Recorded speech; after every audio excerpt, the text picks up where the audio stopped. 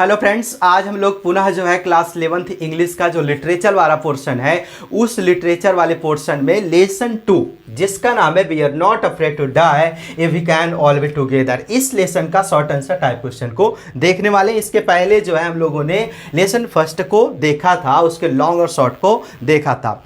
सो आज का जो पहला प्रश्न है, how long did the narrator plan his voice to last, ये वाला प्रश्न है।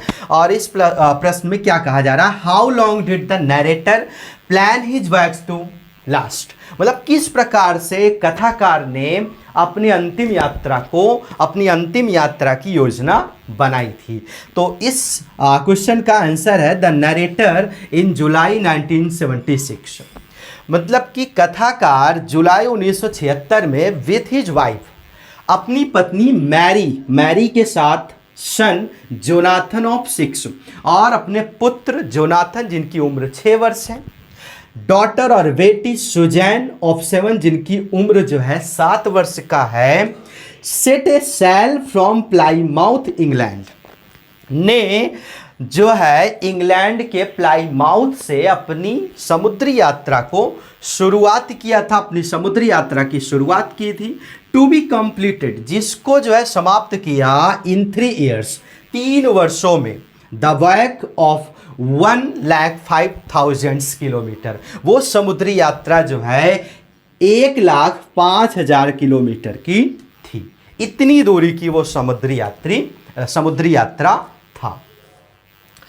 अब देखते हैं दोस्तों question number 2, how did they celebrate the Christmas holidays, किस प्रकार से वे लोग जो है क्रिसमस के छुट्टी के दिनों को किस प्रकार से इन्होंने सेलिब्रेट किया, मतलब ये जो फैमिली थी नैरेटर की, इन लोगों ने किस प्रकार से क्रिसमस की छुट्टियों का सेलिब्रेशन किया था। अब इस क्वेश्चन का आंसर है ऑन डिसम्बर 25 दिसंबर को, डिस्पाइट ऑफ एट्रोसियस वेदर, बहुत ज़्यादा मौसम खराब होने के बावजूद भी, दे हैड वंडरफुल हॉलीडे, उन्होंने जो है एक अच्छा सा, एक आश्चर्यचकित जो है छुट्टी का दिन मनाया, मतलब सेलिब्रेट किया विथ ए क्रिसमस ट्री के साथ।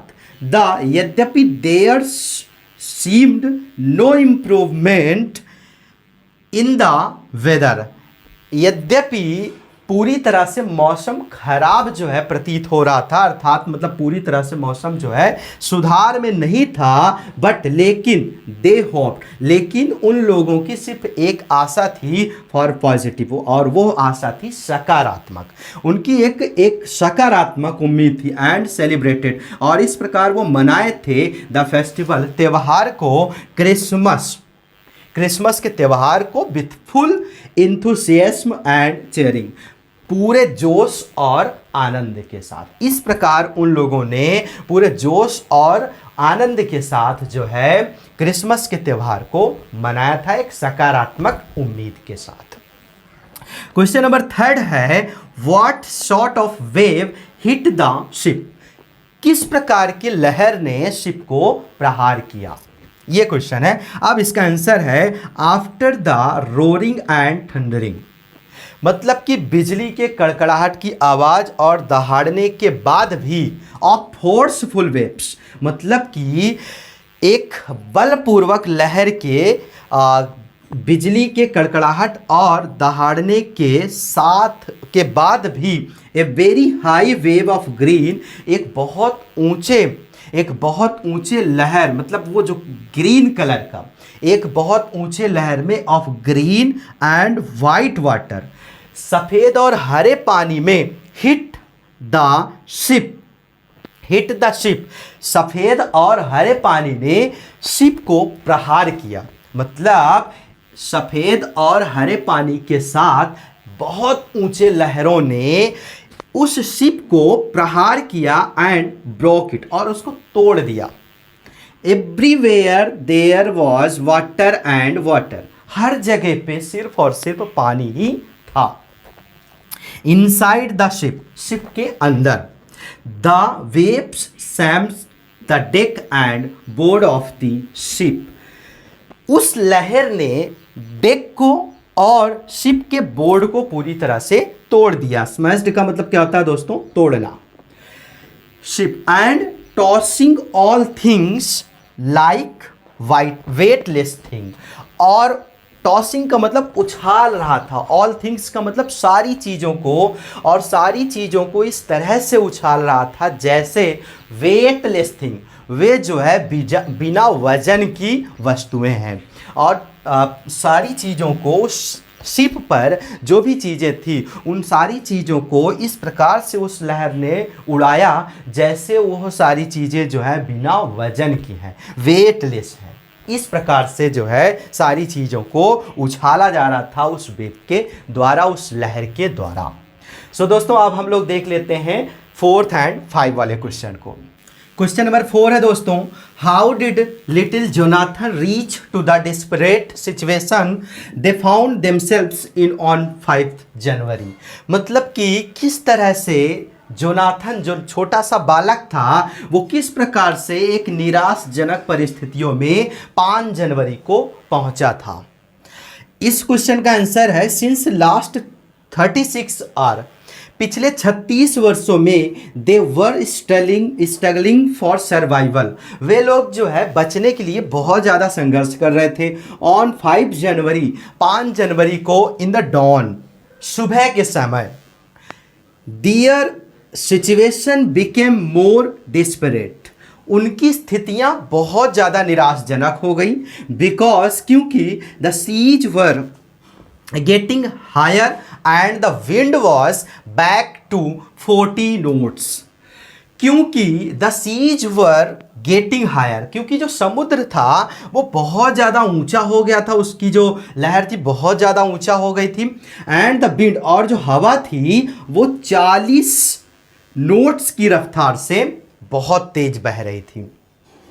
ऑल दैट, इन सब चीज़ों के बावजूद जोनाथन ने आस्क्ड, पूछा हिज फादर, अपने पिताजी से, if they were going to die, यद्यपि वे अब मर रहे थे या मरने वाले थे। एंड और that was the desperate state where Jonathan reached, और यही वो निराशजनक स्थिति थी जहां पर जो है जोनाथन पहुंचा हुआ था। तो इस प्रश्न का यही आंसर हो जाएगा। अब हम लोग देखते हैं दोस्तों क्वेश्चन नंबर 5 को। अब 5 में क्या कहा जा रहा है, how did she try to enliven the gloomy atmosphere, मतलब किस प्रकार से शू इस दुख भरे वातावरण से छुटकारा पाया, मतलब किस प्रकार से अपने आप को इस दुख भरे, ग्लूमी एटमॉस्फेयर का मतलब दुख भरे वातावरण से ये जो है छुटकारा पाया या दूर होने का प्रयास किया। किस प्रकार से इन्होंने, शू ने इस दुख भरे एटमॉस्फेयर से छुटकारा पाने के लिए प्रयास किया। तो इस क्वेश्चन का आंसर है दोस्तों, शू वाज ए लिटिल गर्ल, शू एक छोटी सी लड़की थी ऑफ 7, जिसकी उम्र 7 वर्ष की थी। हुज ड्यू टू कोलैप्स, टक्कर होने के कारण हेड वॉज वेरी सोलन, उसका जो सर था वो सूज गया था, बहुत ज़्यादा सूज गया था। एंड आर्म, और उसकी जो भुजा थी वॉज डीपली कट, और बुरी तरह से वो कट चुकी थी। बट इंस्टीड ऑफ दैट, लेकिन इन चीज़ों के बावजूद भी शी अंडरस्टूड, वो समझती थी द सिचुएशन को, एंड टू इनलाइकन, और इससे दूर होने के लिए द ग्लूमी एटमॉस्फेयर, और इस दुख भरे स्थितियों से, इस दुख भरे वातावरण से दूर होने के लिए